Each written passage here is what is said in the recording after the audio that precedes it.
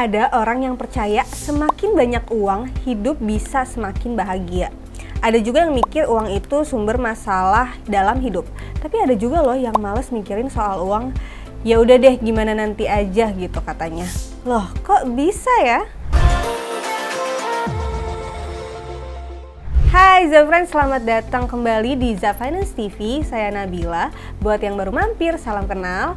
Kami juga secara rutin share info dan tips seputar atur keuangan dan juga investasi. Kalau ngomongin soal uang, ternyata setiap orang tuh punya cara pandang dan relationship yang berbeda-beda sama uang. Mungkin beberapa dari Zafriends baru kenal sama yang namanya money personality.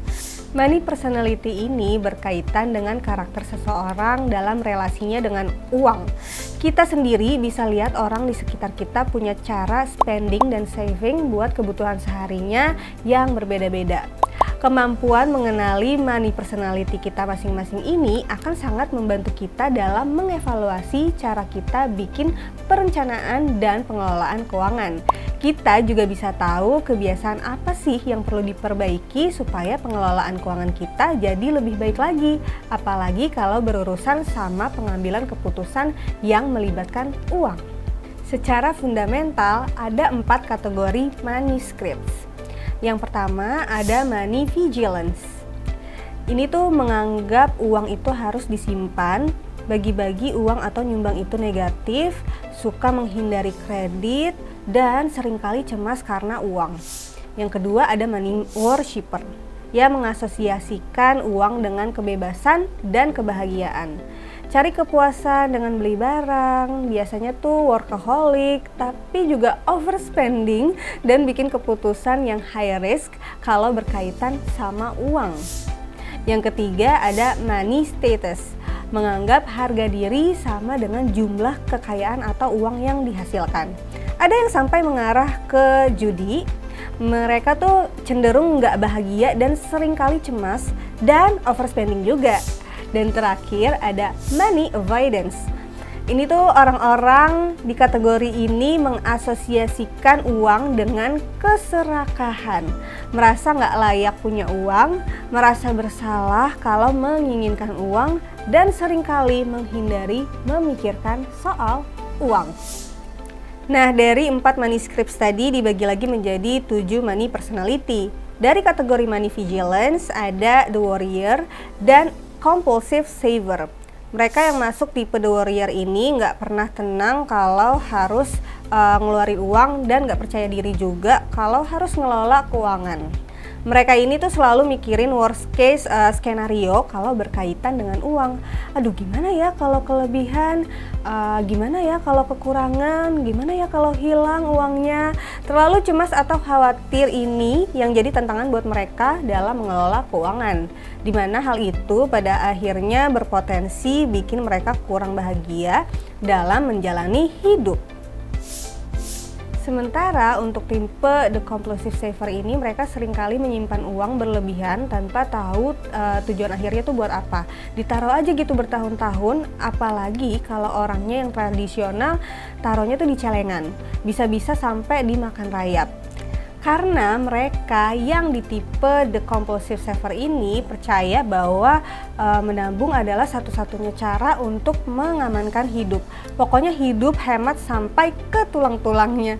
Akhirnya yang menjadi tantangan buat mereka ini adalah ketika muncul keinginan untuk beli barang yang diinginkan atau sekedar buat hobi aja. Susah buat mereka tuh ngeluarin uangnya karena mikirnya mendingan disimpan daripada dibelanjain atau dimanfaatin untuk hal yang lainnya. Bakalan susah kayaknya kalau mereka tuh mau upgrade tools yang bisa mempermudah kerjaan mereka sekalipun. Lalu di kategori money worshipper ada 2 tipe money personality, yaitu the compulsive money maker dan the gambler. Si the compulsive money maker ini percaya kalau dapetin atau menghasilkan lebih banyak uang jadi rahasia kebahagiaan dalam hidup. Makanya yang jadi prioritas utama mereka adalah meningkatkan kekayaan dan menghasilkan uang sebanyak mungkin. Mereka juga termasuk orang-orang yang suka kalau dapat pengakuan atas kesuksesannya dalam hal finansial dan pencapaian dalam hidup. Mungkin mereka ini tuh orang-orang yang suka humble bragging, hidupnya yang sibuk dan pamer pencapaiannya di sosial media. Sayangnya karena memprioritaskan pertumbuhan kekayaannya atau asetnya, mereka jadi kurang memprioritaskan menikmati hidup gitu. Buat spending waktu sama orang-orang di sekitarnya, dan hidupnya jadinya tuh kayak me, myself, and my work aja. Nah, kalau The Gambler, mereka perpaduan dari money maker dan spenders, work hard, play hard. Mereka suka sama hal-hal yang menantang dan beresiko yang bahkan bikin mereka rugi secara finansial. Terkadang ada yang mempertaruhkan uangnya buat hilangin bosan aja. Mungkin mereka yang beli NFT atau ikutan investasi high risk, high return karena FOMO aja. Nggak heran kalau banyak yang di tipe ini tuh ada yang kayak mendadak dan miskin mendadak, yang akhirnya nggak punya financial stability.